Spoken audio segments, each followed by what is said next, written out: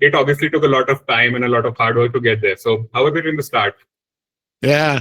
I was working in Visual Basic Programmers Journal or this magazine company. They had 3 magazines back then, and we were doing conferences for both Visual Basic programmers, which are mostly enterprise kind of programmers, right? Today they would be using Cursor or Claude to build their thing, but back then they were using Visual Basic.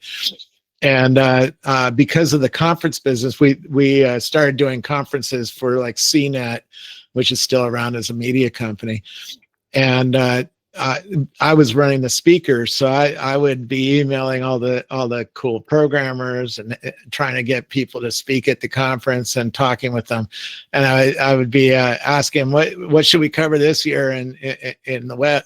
We were running a web developer conference, and 2 of the speakers said, "Oh, we should do a thing on blogging." Well, I went. Google was brand new back then, right? And so I went to Google, and I'm like, "Oh, there's only a few dozen blogs. So what are you talking about?"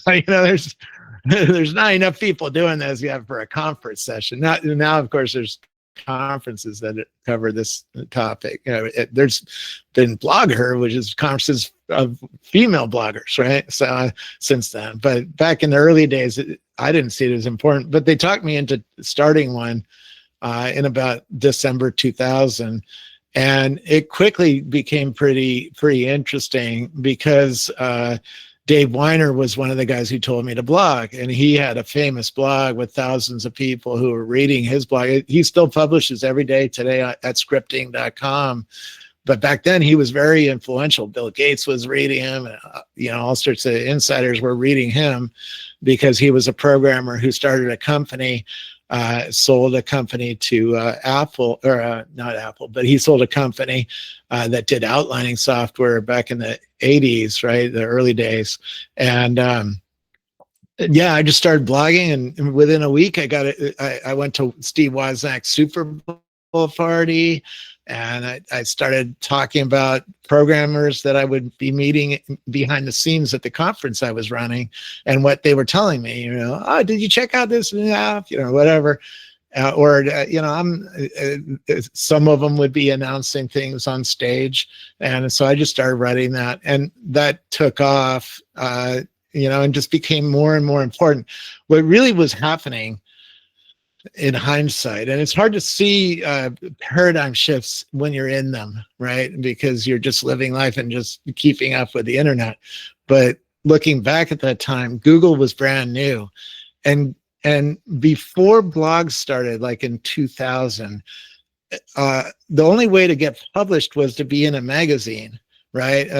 Like Info World or PC World. There was a whole bunch of magazines everybody read back then, and if you published on the internet, it was hard to find people, and a lot of the media companies. Like my boss said, "You're not allowed to," when we had our first website, he said, "You're not allowed to link off of the blog." He's sort of like Elon Musk, right? He's like, or Mark Zuckerberg has this philosophy: "Oh, your customers should come in and stay on your site and not leave and not go somewhere else," right? And the media companies were run by committees. If you wanted to get an article into a magazine, you had to convince a committee, an editor, a publisher, to publish your thing, and it had to be edited and professionalized, and it took time, and it also meant that you had to have a decent idea to get published. Then blogs came along, and Google came along. And before Google, Alta Vista was the hot search engine of the day, right? That's what everybody used to find things on the internet, or maybe they used AOL, but I used Alta Vista. And I used to have a website for ICQ. I don't know, your students have no fucking freaking idea about ICQ, but that was the hot social thing of 1996, right? And I had the first website about ICQ. And when you went to Alta Vista and you typed, Microsoft AOL ICQ or Microsoft NetMeeting, I had websites on NetMeeting as well, which was a early video conference software, sort of like what we're doing here, but an early version. My website was number one because it was the most popular for those two things. And there was a porn site on Alta Vista, number two. And then my friend's site, Brian Sullivan, ran a bunch of those same sites, similar sites, a competitor. He was number three. When Google came and demonstrated Google to me, they said, try your favorite search. And I tried Microsoft Net Meeting, and there was no porn. It was just me and Brian. I was like, how did you get rid of the porn? And they said, well, we have a different algorithm. We have a different approach than Alta Vista. We look at the links that are between the websites to rank the results set, right? And that's PageRank. And that was the foundation of Google. But blogs didn't believe the same thing that the professional publishers did, like my boss, who said, don't link off the website. We all loved linking to each other for a variety of reasons. And that meant that blogs became more and more high on Google for a whole bunch of results set. And we started building audience. And that era of blogging started brands like Huffington Post, TechCrunch, Gizmodo, Engadget, right? A whole bunch of media brands started in that era after I started my blog, because the blogging community and the blogging technology was like it rode Google. As Google got more and more important, the blogs became more and more important because of how their algorithm worked. And yeah, that's sort of where I got popular, was in that 2000 through 2008 era in the world. And now the world is very different. We have Product Hunt and all the all the social media sites. I wrote a book about social media before Twitter started, about how businesses would use someday social media, and that's all built out and become true. So I've written eight books that predict decade-long change ahead of us, right? My latest book is on spatial computing, which is just starting to become really a thing. And it's going to get more and more important with robotics and with things like the Apple Vision Pro or the new Google headset or the new Meta headset. Over the next few years, that idea of using technology to see things in 3D around you is more and more important, right?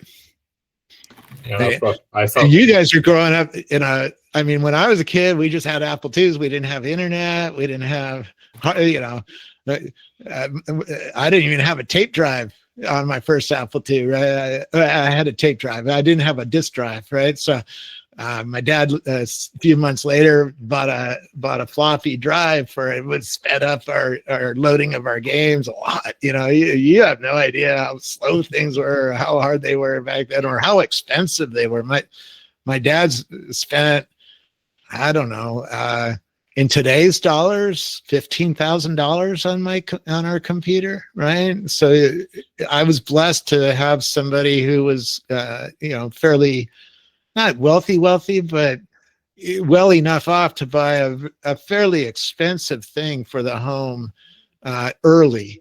And that gave me a lot of advantages. Today, though, you're all growing up in a world where you can buy a VR headset for $500 or less, right? And brain-computer interfaces are coming in the next few years. The Meta armband that just came out is an early example of that. You're growing up in a world that's seeing robotics just become more and more important every day. And you're growing up in a world where you have these powerful AIs that will keep getting better and better all your lives, right? Yeah, of course. You can't keep track of it. And you're the prime example of it. You literally have to retweet everything all day, hundreds of times, just because everything is happening so quickly. Yeah, it's an awesome time. I have 50,000 people on my screens here. I've built lists of the entire tech industry on X.com, including neuroscientists, robotics, investors, journalists, like 8,000 CEOs, well, many more CEOs, but just in the AI space, and 25,000 researchers in the AI space, and they're all on lists in real time on my screen, so I can watch the world go by. Just sit here and watch the world go by all day long. Right? Yeah. You And mentioned about seeing the future, predicting the future. You wrote books also about it. So, what do you think we as students should do so we are ahead of the curve and in the quantum computing space and AI, we are like Yeah. above what others are. So, what could you recommend us? Stay curious.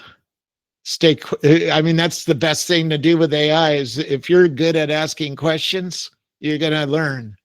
And certainly start out with a prompt like, please show me all points of view on this. In fact, you should ask that question to Grok or ChatGPT.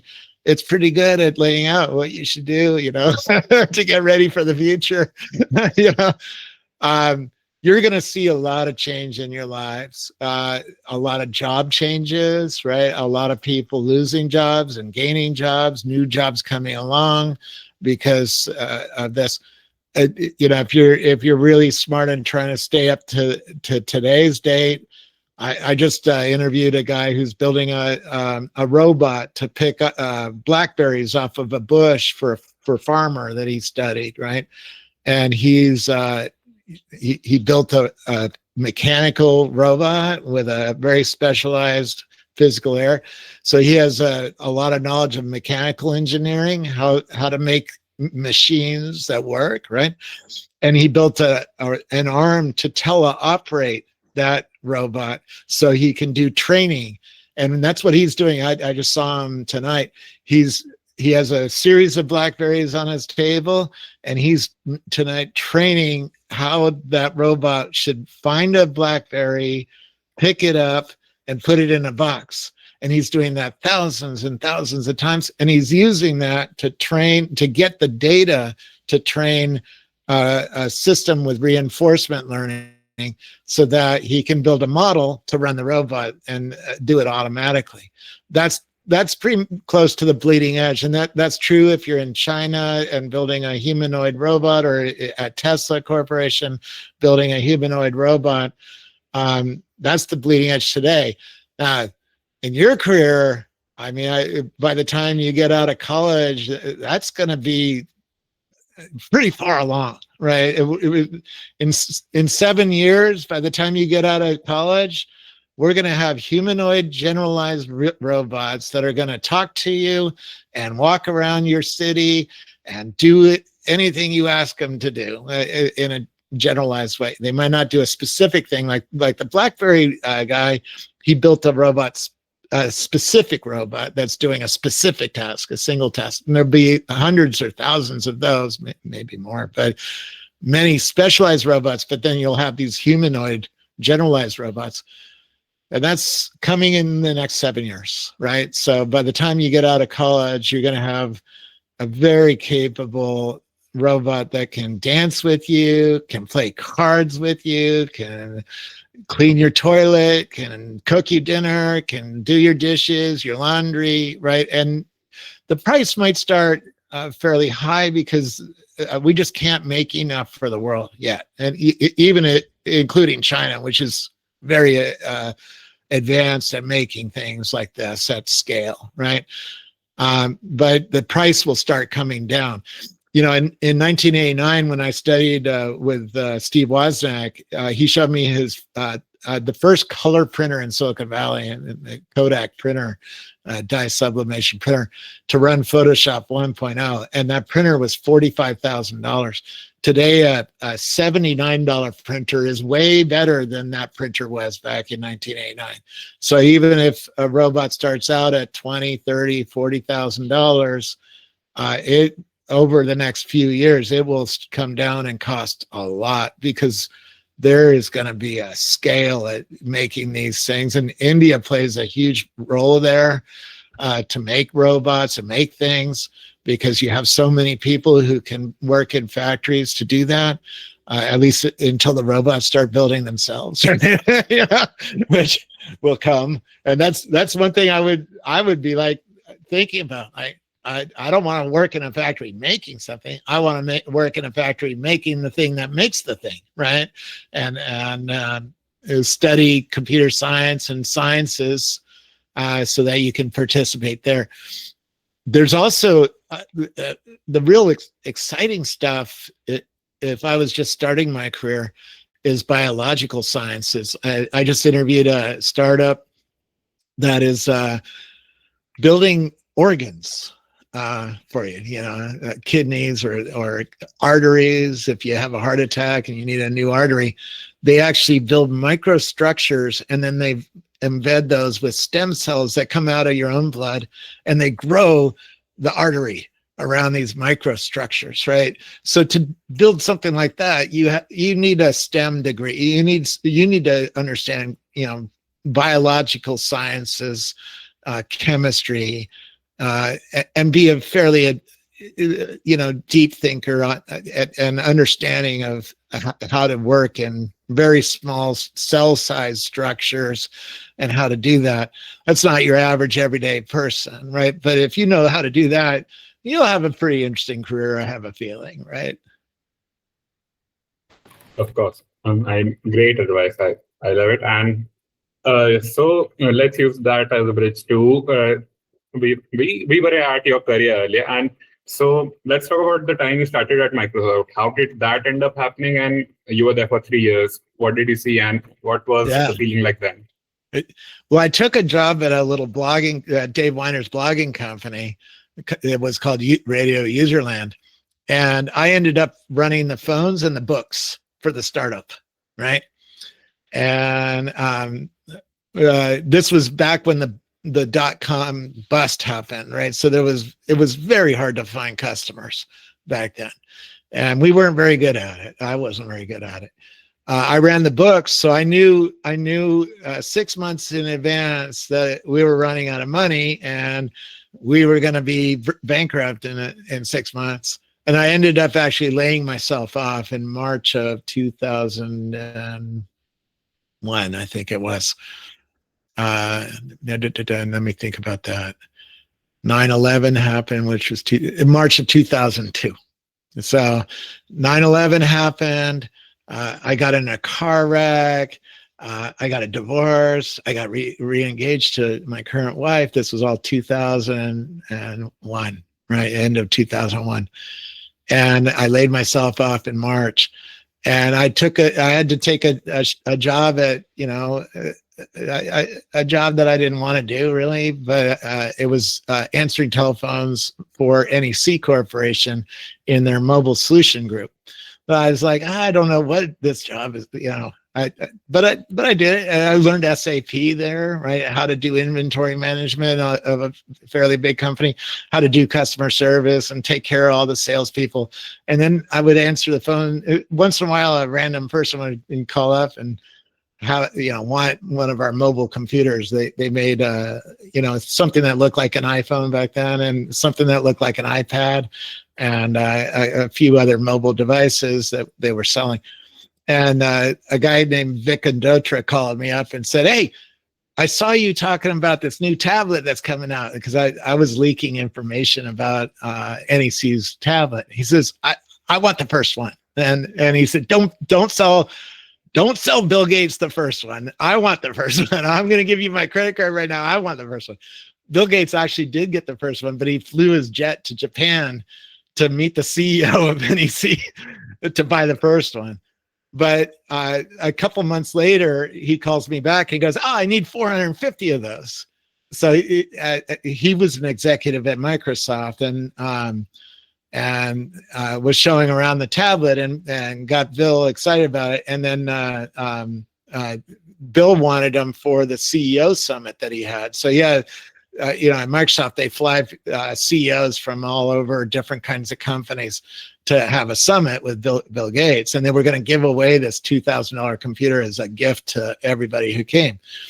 And then a couple months later, he calls me up and he goes, I've never seen anybody do what you're doing, because what I was doing was providing support in the online forums, because I was bored waiting for phone calls. And so I was off in CompuServe forums and different forums that talked, people that talked about mobile computers and stuff like that. And I was posting leaks of, oh, here's what the new tablet's going to be, or here's an update, or something like that. And he said, I want you to come to Microsoft and teach my evangelists to do your kind of evangelism, because you're doing, he said, I've been watching you, and no other factory rep was doing this kind of online work. And that led me to get a job at Microsoft, working in evangelism. And because I had a famous blog, that's really what he was hiring me for. Was he wanted me to come up and teach Microsoft how to do blogging and how to do this new kind of developer relations, basically. They call it DevRel now, right? The field of getting people excited about new technology and getting them to build companies on a new technology, right? I just talked to another guy who's doing that, and is trying to get people to adopt their new technology. And yeah, that just led into going to Microsoft, and there for the first few months, I almost got fired because I just didn't know what to do there. It's like, well, what am I supposed to do at this big software company? And there's so many things to distract you in a big company like that. They had 10,000 videos on an internal server of people who were giving talks, right? You could just sit there all day long and watch those videos and disappear, into the bowels of this big company. But eventually I hooked up with a few other guys, and we started a website called Channel 9.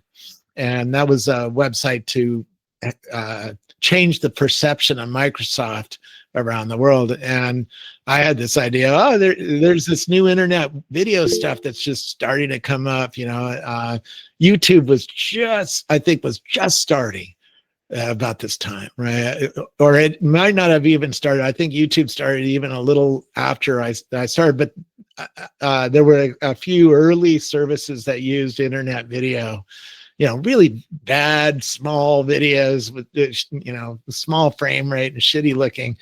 But I got a camera, a $250 camera, and I started going around and interviewing people who worked inside Microsoft, engineers and people building technology, and we would start putting those up on Channel 9, and it got real popular real fast. New York Times wrote about us the first day we turned it on, and that just exploded in my career and gave me insight that very few other people will ever get, because how many people get to go inside a big company like Microsoft and just walk around and talk to people and interview them and put them up and talk to customers. So I became a public face of Microsoft for a bit. The Economist magazine wrote about me. I was in media all over the world, and that's why Grok knows everything about me, because it sucks all that into the model when it's building a large language model. So if you want to know something about that era in my life, it's all in the model will tell you all about it. The model will even simulate me, right? You can ask Grok, hey, please simulate a conversation between Robert Scoble and Elon Musk about the future of brain-computer interface and what are the career opportunities. You guys should do this, by the way. It's really a powerful technique. And it's right on point for both me and Elon. I have fun with that sometimes, to just see what the conversation might be, and it's exactly on point with what I would ask Elon if I had dinner with him tonight, right?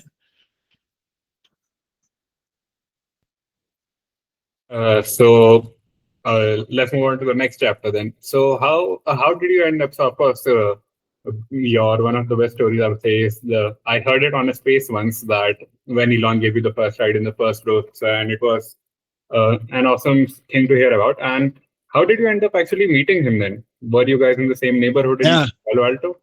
This is how life works. I was actually at dinner with Jason Calacanis, who's his best friend. I didn't know that at the time, right? But I was having dinner with Jason in Santa Monica, California, because I just interviewed him about his company, right? And he was building a media company. He funded a whole bunch of blogs and has been I mean, even today he has the All In podcast, right? He's always been interested in media and interested in technology and invested in it very well. He's one of the better investors in the world. But he was like, during dinner, he was like, I think Elon, I'm friends with Elon. I think Elon just got his new Roadster. And I was like, that sounds cool. And he's like, let's call him up and see if he has it. And he did. He called him on the phone. And he's like, hey, Elon, do you have your new Roadster? And Elon's, yeah, where are you? He's like, oh, down at whatever restaurant we were at. And within 20 minutes, he was down there with the Roadster. And then he's like, let's race. And I said, can I film this? Because I had a Nokia phone back then, right? And I'm a camera pioneer. I was the first one to do a live streaming interview on a Nokia phone, right? And I even today, I'm one of the only people who use an Apple Vision Pro as a camera, right? I shot the robot fights here in San Francisco a few weeks ago with my Apple Vision Pro, and the video I'm putting up tomorrow is shot with Apple Vision Pro and with this Insta360 camera, 360 camera. I had the first 360 camera video at Coachella, a big music festival, which got millions of views.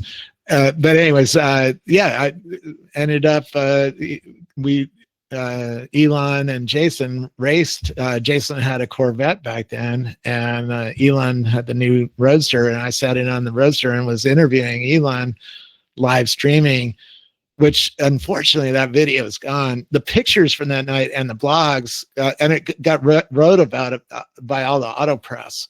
So there's still a lot of details about what happened that night out there, and Grok can tell you all about it too. That was a real interesting time.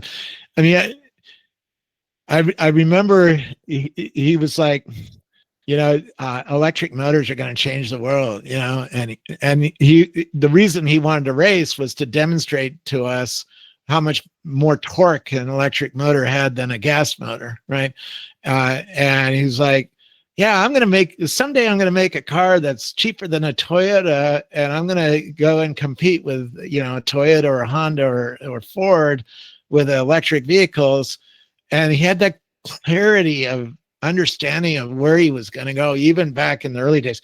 Everybody else in Silicon Valley thought he was an idiot, because I back in that day, I get back to Silicon Valley. Hey, I had to ride in Elon's new Tesla. What do you think? Oh, that guy's an idiot for starting a car company. There's no way he's going to make a profitable car company. That can't be done, right? Because there hasn't been a new startup profitable car company in 100 years, right? And everybody had the belief that, you can't take on General Motors or Mercedes-Benz or Honda or Toyota or Ford, with a new startup. Come on, don't be ridiculous, right? And now we see, I think in the next decade, he's a lot of things about transportation, because his AI is way more advanced for a lot of reasons, because he bet on the right things again. He bet that cameras are going to be how you run robotics 15 years ago. And everybody else thought, oh, no, you need a LiDAR to drive a car around. That's not true. And it hasn't been true. But people, even at CES this year, I had an argument with an executive at an auto car company who said, oh, you need LiDAR to drive a car around. I'm like, you're an idiot if you just are not rational anymore. I don't even care. But they're still arguing about it, right? Because humans get attached to technology, and they start justifying it because they made so many investments in their career on it. I've noticed that over and over and over again in my career, that people just get stuck on a certain technology and don't consider the new one is better.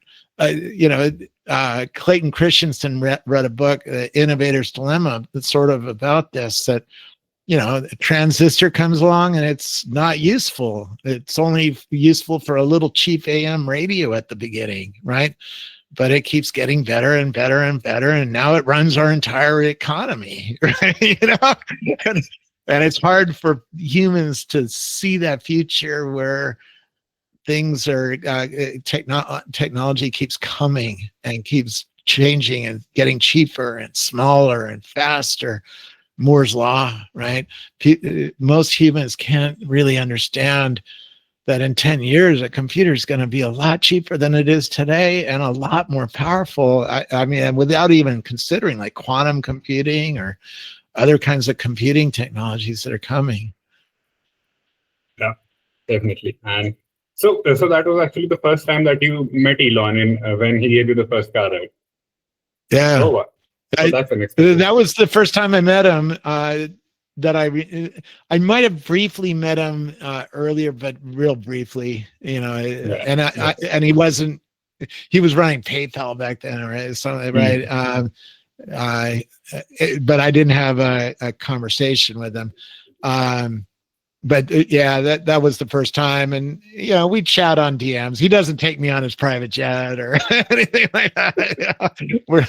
But he does answer my DMs, and that's cute. It's fun. That's awesome. And It's a privilege. I try to take not waste his time too much. Yeah, he's running. How many companies is he running? I mean, 6. Yeah, 6. he is the amazing entrepreneur of our time. Yeah.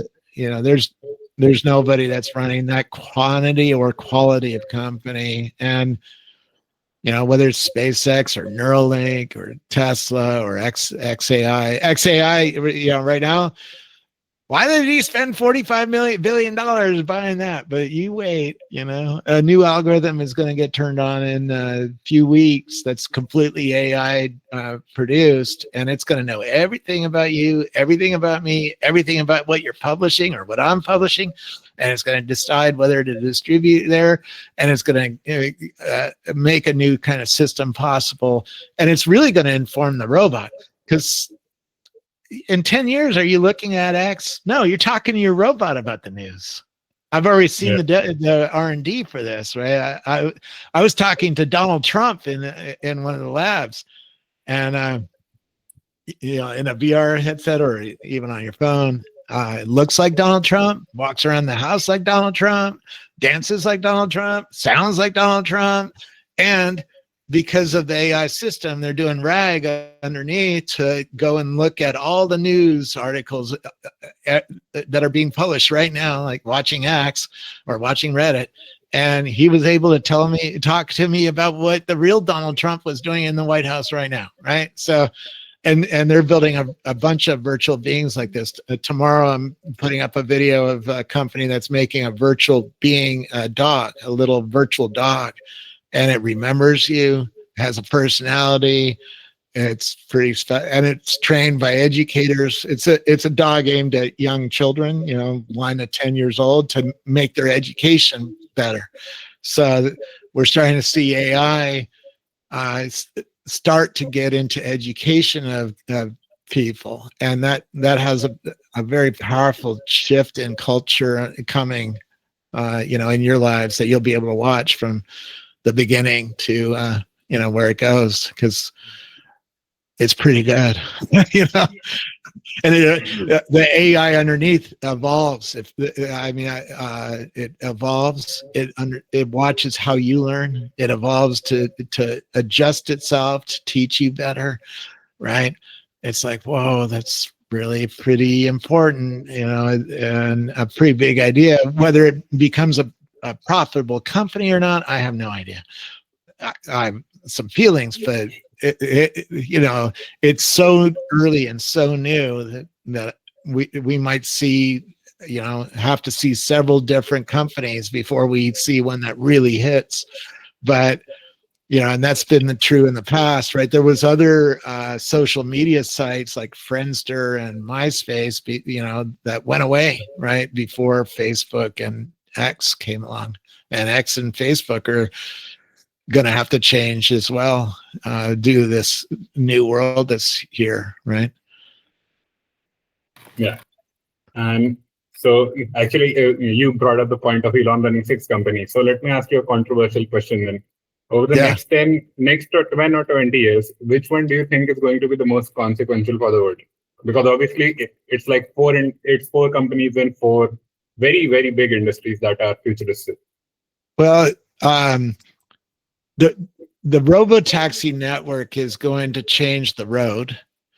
The robotaxi network is going to bring the Optimus to your home or your business, the humanoid robot. And whether Tesla, if Waymo wins, then they're going to get to do it, right? But a robotaxi, autonomous car is already driving on my streets, right? I have two of them, and it drove me all the way from San Francisco to San Jose, which is an hour of driving. I didn't touch the steering wheel once, right? So it's here.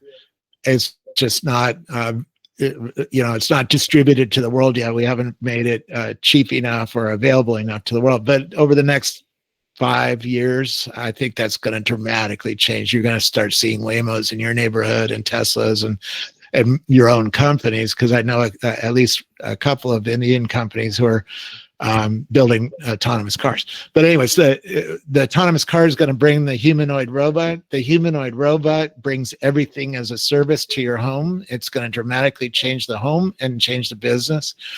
And that's going to be pretty consequential right there, those two things. At about the same time as well, we're getting very interesting VR devices that are coming, or augmented reality devices. The screens are shrinking, and the projectors now are a quarter the size of a sugar cube, and they sit right here. You're seeing the Meta glasses, right? It's early days of that, but in 2, 3, 4 years, they're going to be mind blowing, right? With a much bigger field of view and much better computing to bring the new world models that are shipping literally every day. Every day I see somebody shipping another world model, and world models are going to have impact on these glasses or this new way of computing, and on robotics, because that's how you Tesla, to train the Optimus, is using a simulator to simulate different environments, to do reinforcement learning and running a virtual robot like up the stairs, right? Because one thing I want to do is a robot has to get out of a car with a stack of pizza, walk up the stairs to somebody's house, knock on the door, and deliver the pizza. That's a lot of computer science just for that, right? Without even coming into the house and doing laundry and dishes and cooking and all the other things we want to do with a robot. But they're training that in a world model, in a simulator that simulates the world. The world models like Google Genie 3 or World Labs from Fifi Lee, who ran AI at Stanford University. And there's a few from China, Hilo Labs and stuff like that. That's an impact. And those two things together are also going to come with brain-computer interfaces. So I've already seen companies that are building a hat that has something like 70,000 sensors. It sits on your head and reads from your mind. So it's sort of like what today's Neuralink is. It lets you think and compute, think and control a robot, right? So think you want a beer and a robot brings you a beer, right? Or think you want to change your spreadsheet and the spreadsheet changes, or think you some question and all of a sudden an AI can answer you in the glasses. The glasses and the hat go together. After that, you're going to get read-write brain-computer interfaces. And we're seeing little glimmers of that. There was just a company that's, I think it's called Science Labs, that does writing into the optic nerve of blind people, and it lets blind people see because it's writing information into the human brain and putting a little bit of information. You take that 15 more years, and we're going to get a read-write computer to our human brain, and that's going to really change. That's the singularity, right? When we merge biological us humans with digital intelligence, AI, or whatever we're going to call AI in the future, digital intelligence. And it'll be in your head. And that'll bring a whole lot of new problems for humanity, like your free will, in theory, goes away. Because if you have, wires from Elon Musk, in theory, could make you pick up a gun and shoot somebody, and there's nothing you can do to stop it because he has control of you if he has wires on your brain, right? It also is, in theory, listening to your inner dialogue. So, we all decide we think weird shit in our head, and then we decide whether to say that to another human being. If the computer's listening to that, it's really inside our thinking process at a deep level. And that leads to a whole bunch of new problems. One thing I would be studying if I was a kid in high school, cognitive sovereignty. Go to Grok and put in what is cognitive sovereignty and why does it matter in a brain computer interface world, and it lays it out. It tells you what it is, why we need it. We need a piece of software between Elon Musk and your brain, right? Or whatever entrepreneur is putting the wires on your brain. You need a piece of software that you control so that you can make sure nobody is forcing you to kill somebody else, or nobody is changing your reality in a way that you don't want it to be changed, right? So that's a whole new field. Neuroscience is a real interesting field. I have a list on X of neuroscientists, and those people who are studying the human brain, you'll have a job for at least a decade because of that kind of, and probably 4 or 5 decades, because that kind of expertise is going to be very valuable to a lot of companies who are building brain computer interfaces of different kinds. So my short answer is Neuralink probably in the long run will have the biggest impact on human beings. Unless you start thinking, well, going to Mars is real important, a big impact. That, it's hard to pick, which one of those companies is going to have a bigger impact. I mean, you go long enough, like 100 years, SpaceX probably will have a bigger impact because maybe Earth gets hit by an asteroid, and human consciousness, human life only survives if we've gone outside of the Earth, right? You never know. I mean, it might be 500 years, 1,000 years. That idea of we're out there in space as well as here on Earth, that might be the big impact long term. But in the next few decades, I think Neuralink is going to be the one that matters most to us, or our kids. Yeah. Yeah. And so, I mean, it's a good point that we brought up Elon, because just in talking about him, we essentially covered all the futuristic industries that we have today. So, Yeah. So this is a question for an industry that, of course, is your favorite from what I have seen from your exports. And so the Meta obviously is starting to pivot to AI, but they're also investing in the metaverse. What's your opinion on the metaverse right now?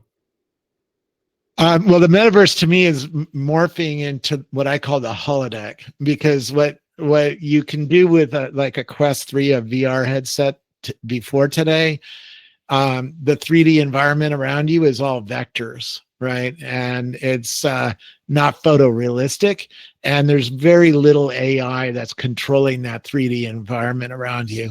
Just a couple of days ago, I put up a world model where you could prompt a world into existence, and everything is segmented, like it makes its own objects like trees or signs or roads or whatever you need in your virtual world. And it's much more photorealistic, and everything can be changed by AI. So an AI can change the world in relationship to you.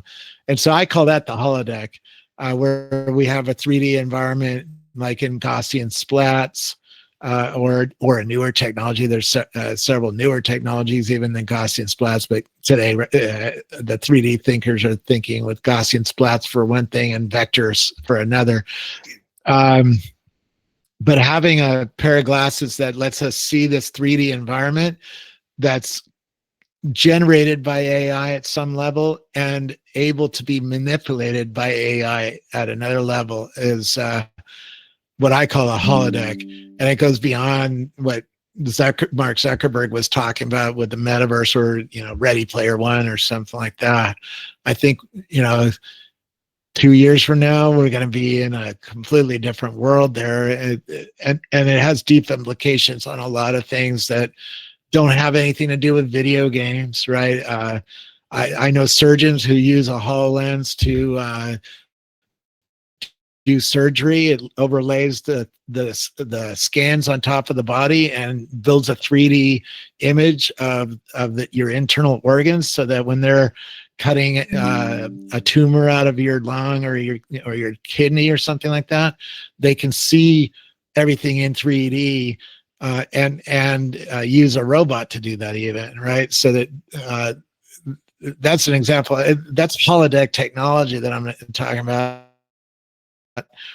but it's not a video game, although it's sort of a video game for surgeons, but you know, and so there's going to be a whole lot of things like that that are evolving right now, and it'll be a lot more obvious next year.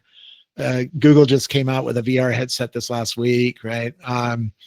And it doesn't yet have a lot of this holodeck technology yet, but Google also has Genie 3, which is one of these world models, and you're going to see that by middle of next year start to ship inside the headset, and that's going to kick off a whole new way of doing a lot of things, from education to video games to shopping to porn and everything, all sorts of different things. And You just to spoke with that, you worked with so many founders, and you really close ties with some people in the tech industry. So, Yeah. so you've seen them from when they were little to now they're building massive companies. So, what Yeah. do you think were the mistakes they have done in their life, and what could be avoided? Like, what would Well, be the learnings? Tony Hsieh. I mean, Tony Hsieh built a great company, Zappos, right? Sold that to Amazon, made $1 billion. Wrote a book on happiness, so he studied happiness, and then he got addicted to drugs and ended up lighting himself on fire and killing himself. That's the ultimate mistake, right? It's like, that's pretty stupid. um, we could go through.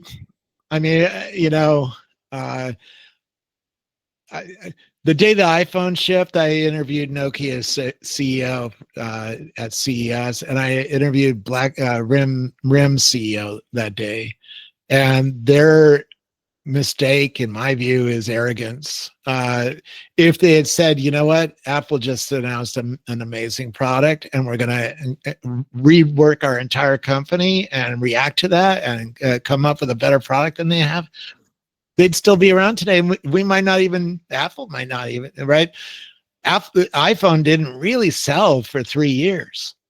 And Nokia's CEO for 3 years reminded me of that, right? Oh, I got all the market share. I got stores in Vietnam and India and in Europe, everywhere. I have distribution. I have brand. I have this little company in Cupertino is not a big deal, right?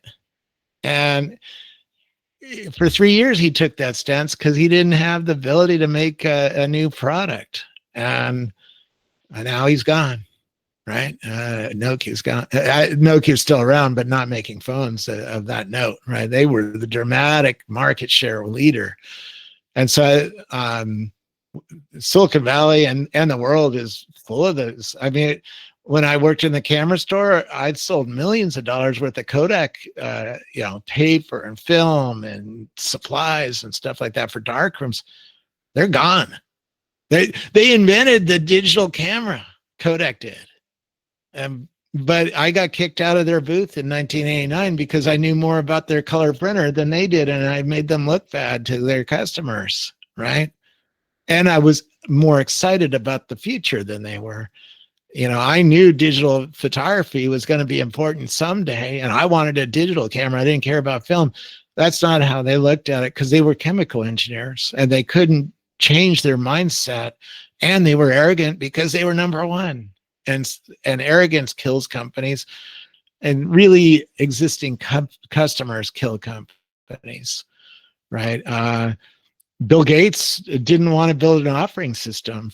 Bill Gates, Microsoft's first product was a basic compiler. He wanted to be a developer tools company when he started Microsoft. He didn't think about operating systems as a business model. But IBM, when it started its personal computer, because Apple was beating them in the market, it was showing the world that there was a market for personal computers, which nobody before Apple understood. I mean, Steve Wozniak told me he wanted HP to make a personal computer and did pitch after pitch and tried to get them interested in it. And they say, "Oh, nobody's going to buy one of these things. It's too expensive. Nobody has $2,000 to buy a personal computer that doesn't do anything," right? But Apple, then he started Apple because he wanted one, and it turned out there was other people who wanted one as well. And so IBM had to come in the market, and they came to Bill Gates and said, "Hey, do you have an operating system? Because we have everything else. We don't have an operating system to run our computer." And Bill said, "Go down and see Gary Kildall, who ran a company called DRI Research in Pacific Grove, California." And Gary Kildall had the #1 operating system of the late 1970s, right? My dad spent $2,000 on a card to run CP/M. That's how important CP/M was, right, to the world back then.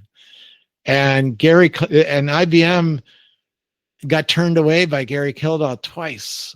Bill Gates sent him down there twice. He said, "No, they have the operating system. I don't have an operating system."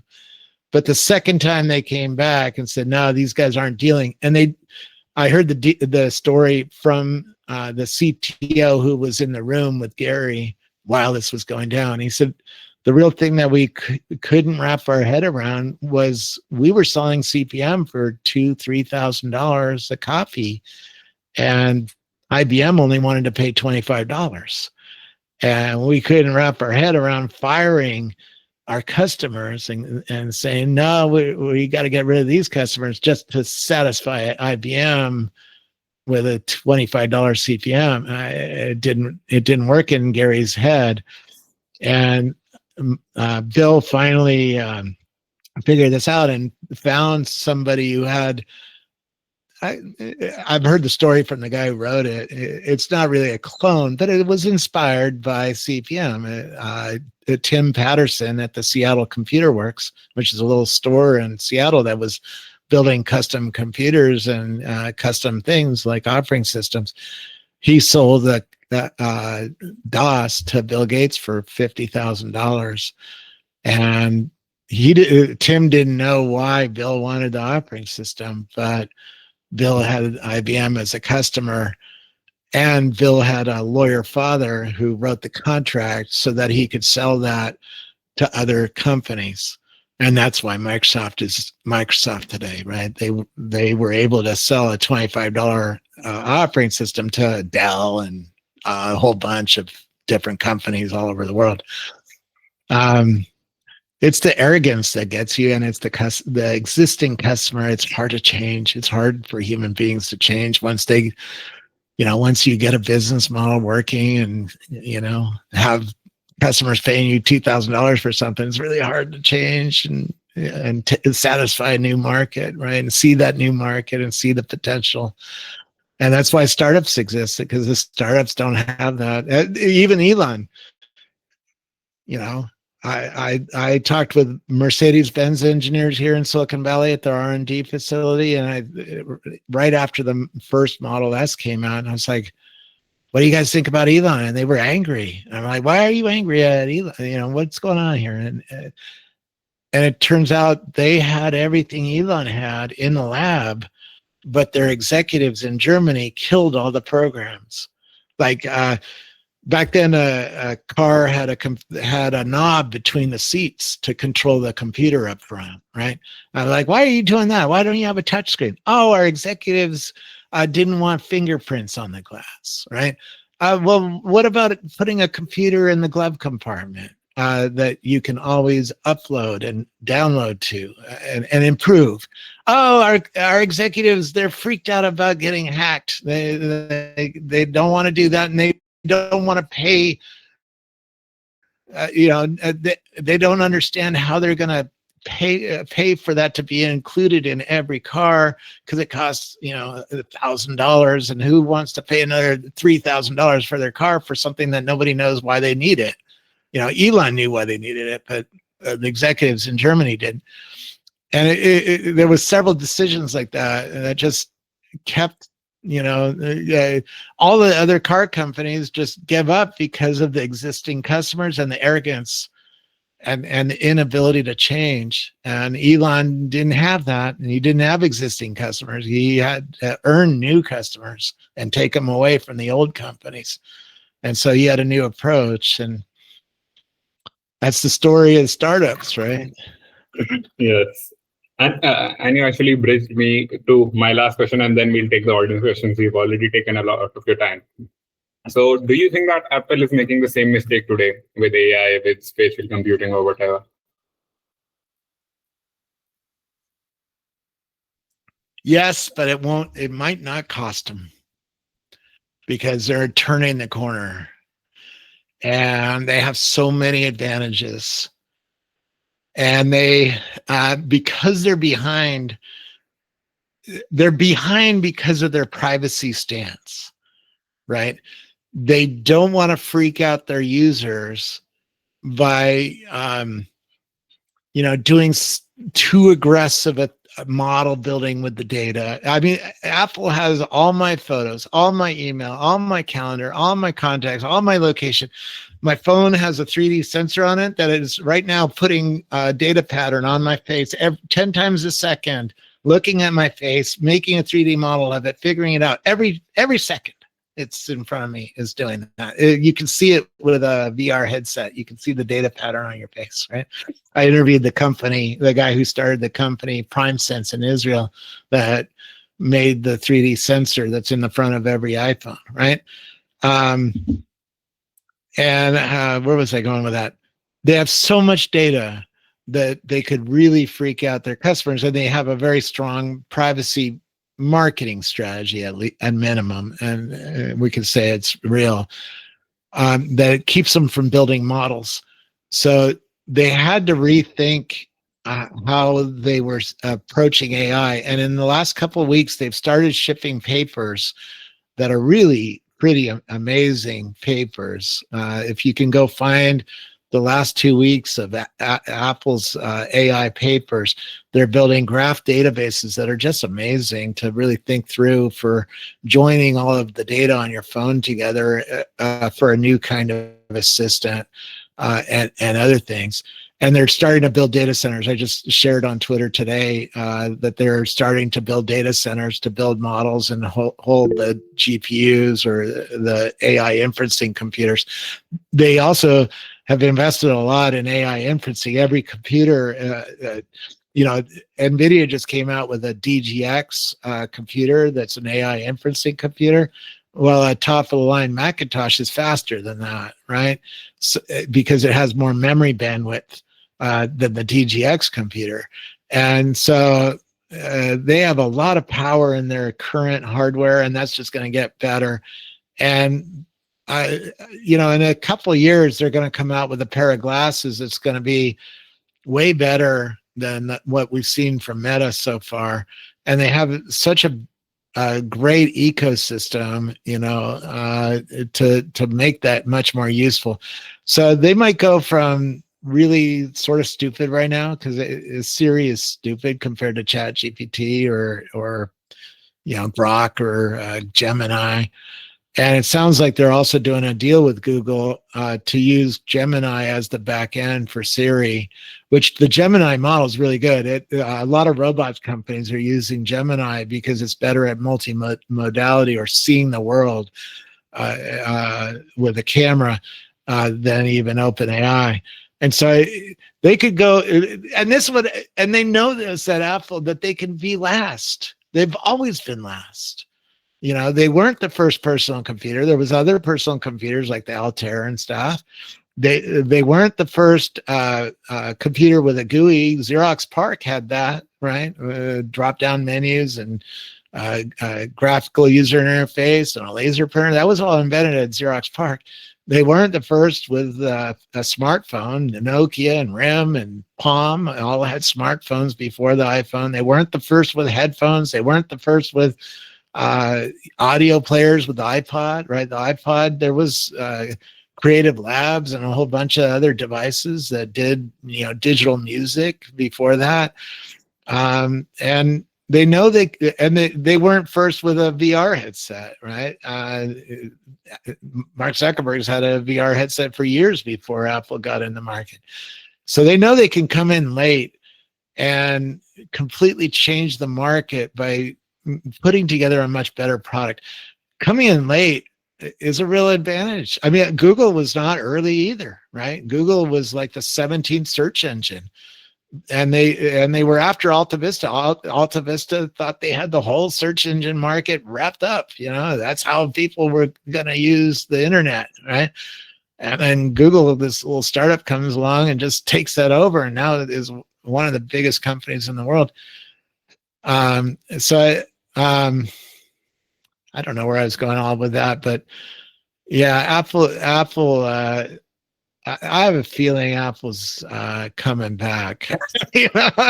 Now, Apple has other problems because of OpenAI. OpenAI is able to do stuff that Apple's not able to do in terms of data collection and freaky things. They're coming out with a little box, which is actually similar to the reason the video I'm putting up tomorrow is so interesting is the virtual dog has a 360 camera that can see the entire room. And that's very freaky to bring into homes, right? Oh, what do you mean I have an AI computer with a 360 camera and microphones in my house all of a sudden, watching me walk around the house naked or something like that? That's freaky, right? And a lot of people are going to resist that. But if they had a little device with a camera and a microphone that can talk to you, that's going to be very attractive to people because it's going to help you cook dinner. It's going to, you're going to put it next to you while you're washing dishes and talk to it, and chat with it and tell it tasks and things and tell it about your life.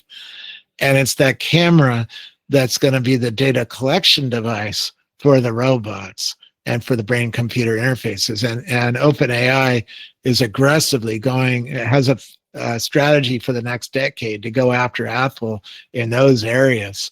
And it'll be interesting to see if Apple can figure out how to stay relevant in that world. So Apple's still not out of the woods, and they certainly don't have a brand that says it's a bleeding edge AI company yet, right? Where OpenAI does. But I think Apple still has a few plays to make. So it'll be interesting to see how this all goes down. Yeah. But yeah, it's a big company. It's slow. It's a lot of politics inside, right? It's I saw that inside Microsoft that it's a hard company to innovate in.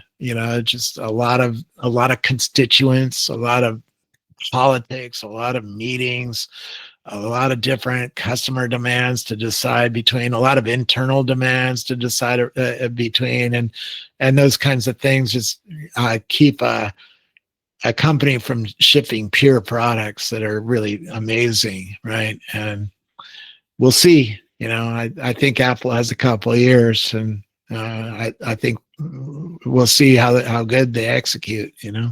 They don't have a Steve Jobs right now, so.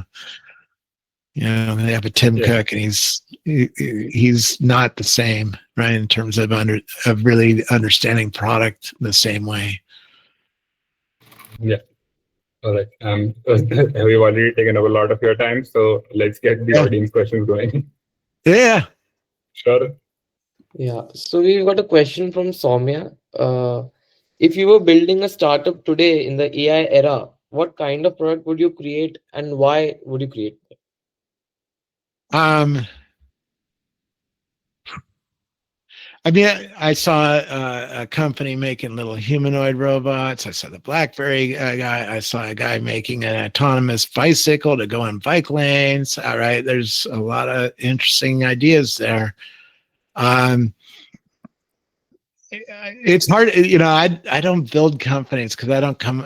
No, that's not quite true. But because I actually wrote a blog that became the first augmented reality app on the iPhone store. But so I come up with ideas, but I don't see their impact all the time. Uber was invented right in front of me in a pair of snowstorm, and when I saw those two guys talking about why can't we see where the cars are on our phones. I didn't see that was going to be a multinational company in 3 years, right? That it's hard to see that. Um, but I would be playing in that. I would be finding a customer, finding a need in society, and working on it. The BlackBerry robot guy did that, right? He spent a lot of time with farmers, understanding what their tasks were, what their needs were, where their pain point was, what's the market potential of such a thing. And he had a bunch of different choices of making. He picked blackberries because that was the most likely to lead to a business that was going to be successful. Whether he's successful or not, I don't know, but I certainly understand the need. He did his homework. He understands the farmer, right? And he understands AI and how to make a robot and how to make a model. So I'm feeling he'll be building a nice little business. Um, I don't Okay, know. let me rephrase it. That's a hard question because we could go through every genre. If I was building a company for VR headsets, what would I be building? Well, we're about to get these new world models, right? So that's changing what I'm thinking about for a VR headset. If you told me I have to build a single purpose robot, well, I would be thinking like that BlackBerry robot guy. If you're thinking, it depends, who you are and what kind of thing you get passionate about. If you pick, I mean, look at Evan Williams. He always cared about publishing, helping people publish information to each other, right? He didn't know he was going to start Twitter when I first met him, but he stayed on that. He was always passionate about publishing, even at Blogger. And if you pick a field like that a lot of human beings are going to be interested in or need, you can build a business in that, right? But it comes from understanding human beings and what they need, or understanding robots. I would be like, what does a robot need, right? What I'm thinking about that with my media, because AI is when I publish on X, I'm not publishing for humans anymore. I'm publishing for the AI that's going to watch my video and then decide whether to distribute that to other people. So I have to make the AI happy first. So I have to think about how am I building media company for the AI to watch and understand and get enthusiastic about, right? And say, oh, that's actually a good video. I'm going to send that to Joe down the hall, or whatever. Right? And so I don't know. We could talk about that and brainstorm ideas for hours and probably not pick the right one. That's the fun of this. It's really hard to pick the one that's going to become a multi-billion-dollar company, But yeah, first thing is figure out what a need is, you know. We've got one more question from Mantasha. Would you like to ask your question? Yeah, hello. So my question is that you have met thousands of founders. So what's the trait that separates people who talk about changing the world from those who actually do it? And also, if you were mentoring a Gen Z founder like us in building deep tech startups, if I say in AI or aerospace, what mindset or strategy would you insist that they cultivate early? Um, understand your company to where you can explain it simply in a very few words. This is what Y Combinator does, right? Y Combinator, if you get accepted to Y Combinator, they put you in a warehouse and they run famous people like me past your desk, and you have to pitch your product over it, or your company over and over, to investors, to alumni, to other people. You also are forced to reduce your company idea to 10 words or something like that for the program when you're pitching to investors. So you have to get your idea down to 10 words. Right. And that's really hard for people to do. And you have to get so good at pitching your product so that if you meet an investor, you have a real crisp pitch that you can, if you only have 2 minutes with an investor, and I've seen people get pitched.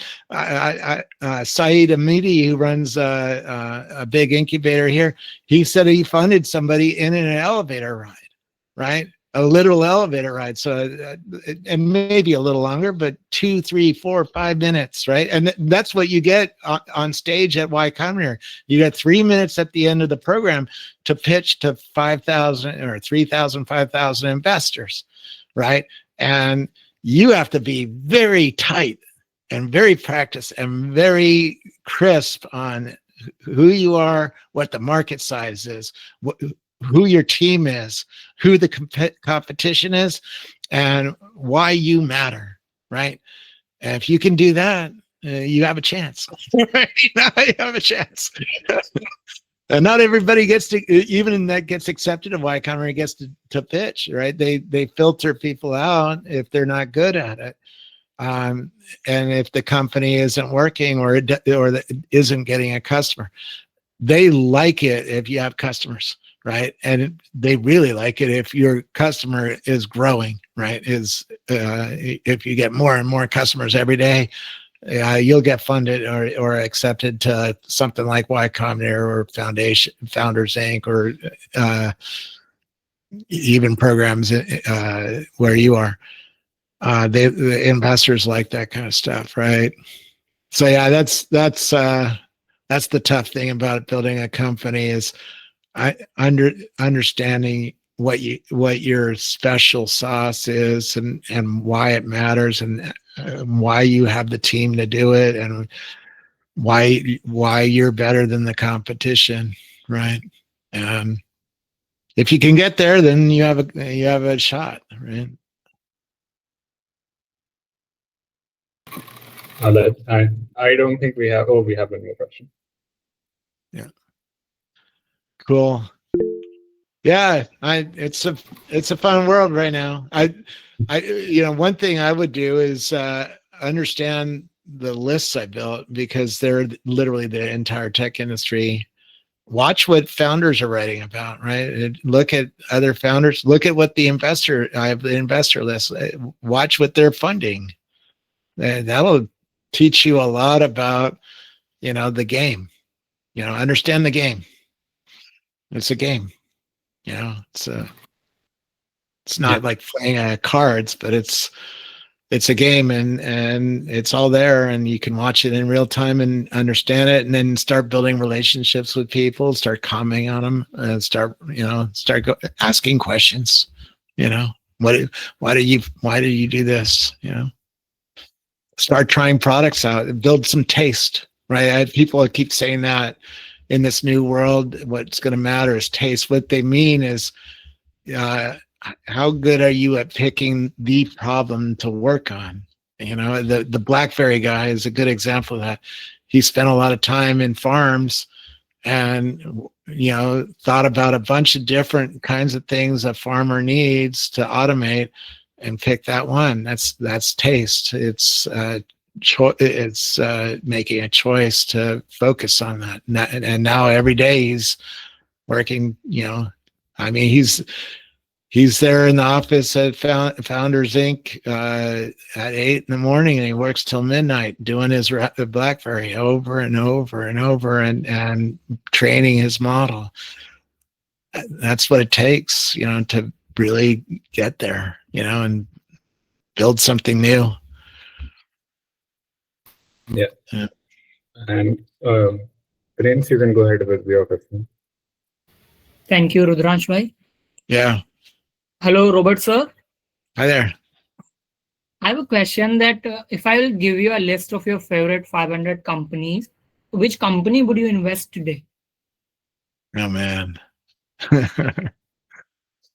That's a tough one. Because I suck at investing. I would be looking at BitTensor actually. That's been doing real well because that's a decentralized system and a bunch of different companies are building on it. I did an interview, and since then, the price of BitTensor is like a decentralized system that also has a blockchain cryptocurrency that sort of funds it. That'd be one that look at. I mean, most of my kids' wealth is in Tesla, right? In fact, all of their wealth is in Tesla. A good chunk of mine is in Tesla because in 10 years there's going to be a lot more robo taxis than there are today, and there's going to be a lot more, humanoid robots than there are today, and there's going to be a few other things that they're going to launch. And so I'm still bullish on Elon. I think that's hard to bet against. I don't know. I invested in Nubank in Brazil, which made built a bank from the ground up to have really high customer satisfaction, and they built their own customer relationship management system so that if a customer calls the bank, they get routed to the employee without being put on hold or in a phone tree, and people love their products because of that kind of focus that on making customer service better for banking. Warren Buffett invested in that company too, so that's all right. In terms of today's startups, all the AI startups, if I was a billionaire, I'd be throwing some money into Illusion of Life, which is this virtual being company. Doesn't make sense to anybody right now, but I love the little dog. And that's just, sometimes you see something and you're like, that is so cool. I want it. There's a variety of little robot companies that would be investing in, not Tesla or Figure, because those are big companies that are going to need hundreds of billions of dollars to really get to the promised land. I like the BlackBerry farmer. That I probably could put 5,000 into him. He might not make that much money. He might never become an internet superstar, but he'll find a business is just, he's so tenacious about it. That's sort of investing in the entrepreneur. I love how he found one thing and he's working his ass off to make that one thing really badass. And there's a lot of farms in the world, and there's a lot of blackberries. And once he figures out blackberries, he can figure out other things to pick or box, right? So a company like that might be very interesting that's hard for investors to see or invest in. A guy I met, I'm also putting up a video of Lavangi Labs. Braden Lavangi built a new kind of AI that always evolves and improves itself and gives better answers and has far less hallucinations, and it works in a much more human way. And what he's shown me is really amazing. I have a video coming up probably on Monday about that. I don't know. There's so many. I have 7,400 AI companies in my list on X, so it's hard to pick one of them. It's like, because in each category we could have an argument and pick a couple. Like education, hospitals. There's a company here called Sully AI, which is building AI to run hospitals and make doctors' lives better and nurses better. And their system is very well thought through, and their models are really amazing compared to what you can see on ChatGPT or Gemini or Claude or whatever. So yeah, it's hard to pick the winners. Yeah. It's I hard to mean, pick winners. But healthcare, big freaking market. If you can disrupt healthcare, right, for both of our countries, it's a huge part of GDP goes to healthcare. So if you can disrupt any piece of that's going to be interesting. Transportation, Tesla's going to take that, and it's going to be very hard to compete with Tesla. I don't see how you can compete with Tesla unless you're Chinese. And even them, Tesla sold 17,000 cars last week in China, right? So they're doing pretty good on the streets of Shanghai, right? Yeah. Yeah. I don't know. Okay. That's a tough question. It's a tough question to just answer off the top of my head because it's hard to pick winners when like the BlackBerry farmer. It's hard to pick that guy as a winner. But there's a lot of cool things like that are cooking. Yeah. Yeah. All right. I mean, Robert, we've already taken up 1.5 hours of your time, and it's already almost 12 at your end. So Yeah. I think we can finish it up. So I thank you for being here today, and thank you for giving me this favor, more importantly. And it was a great experience, and I think everyone learned a lot more about the industry and a lot more about you as well. So thanks for everything. Thank you so much, and good luck, because you're coming of age in a wild time, man. I mean, when I was your age, we had very rudimentary personal computers. What's going to happen in the next few years is going to be completely insane. So, yeah. So take advantage of it. Ride the waves. Yeah. There's waves of change Definitely. coming, and it's going to come for a while, right? Until we get to joining with AI in the singularity. Yeah. And even then, it's just going to keep coming, right? Yeah. All right, Robert. Thanks. Bye. Have a good night.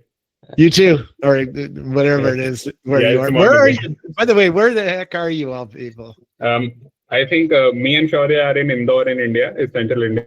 And I think a lot of people are from, I think, Mumbai, Delhi, and just a lot of cities across India. Yeah. I had an hour long ride through Mumbai on the back of a scooter. That's a trip. Quite different than California, let me tell you. The guy who gave me a ride, by the way, ran Google's biggest user group in India and the biggest user group in the world because India is so big. And he later wrote an addressing system for people who don't have addresses. And he drove me around Mumbai to show me how Google Maps sucked. And how I think I've seen that company actually. Yeah. And it's that kind of insight, of understanding how human beings work on the street, right? Leads to insights that can lead to products and improving products. So pay attention to human beings and how they see the world, how they look at things, how they use things, how they operate things. My first interview at Microsoft was Bill Hill, who invented the font smoothing technology that's on our screens right now, right? He turns on red subpixels around the font to smooth it out. And he discovered that doing animal tracking because he's into studying animals, right? And so sometimes ideas for technology or product comes from weird places. So be weird. Look at the world weird. Anyways, thanks.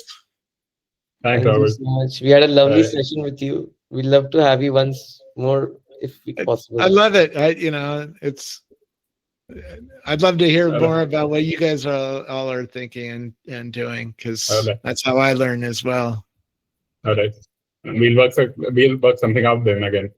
All right. Awesome. Thank you. Thanks. Thank you. Bye, Robert. Bye. Bye.